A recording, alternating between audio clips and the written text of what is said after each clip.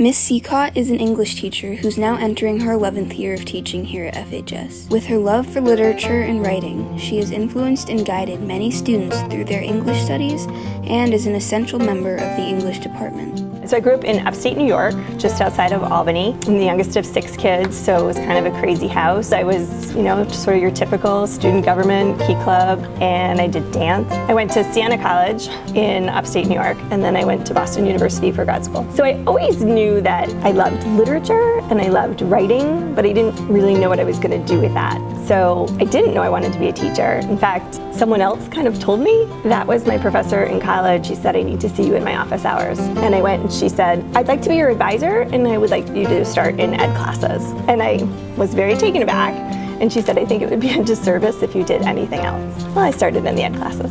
Every year there's a different crew of students and they bring different energy and it's kind of exciting. So that's my favorite thing. And also seeing those little moments where they get something or they understand something in a new way or they realize something about themselves in a new way, that's pretty much a thrill. My first impression of Miss Sicotte is she seems like a very, very nice person. But the first time I saw her, it was just so bright and so cheerful.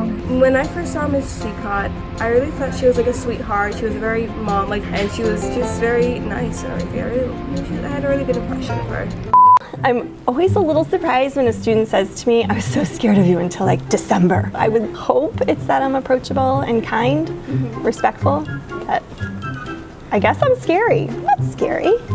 For a long time I would do an activity, 2 truths and a lie. And my lie, they thought, was always that I worked road construction. But that's actually my fun fact. That's how I put myself through college and graduate school. I worked traffic control and I ran the roller, but it was on backcountry roads. There was really no traffic. So I just read all day.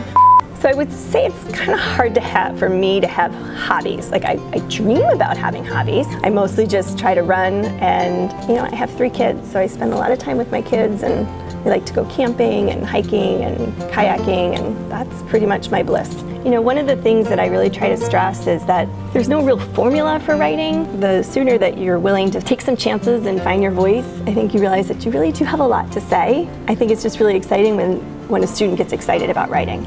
She really cares about all the classes that she's teaching. She wants to try to connect with the students. She makes you excited for the class. She makes you want to be in the class. And she tries to push us to think harder and more critically about what could be true about a book or whatever we're reading, and I found that was really helpful. A definite highlight of my career was I have a very good friend, Mr. Convery. We created a course called American Studies. The only word I can ever use for it is just magical. It was such an organic experience for the students, and it was also the year of the September 11th attack. So the work that we did after that with those students, it pushed us as teachers, and I just remember them, and I remember those kids.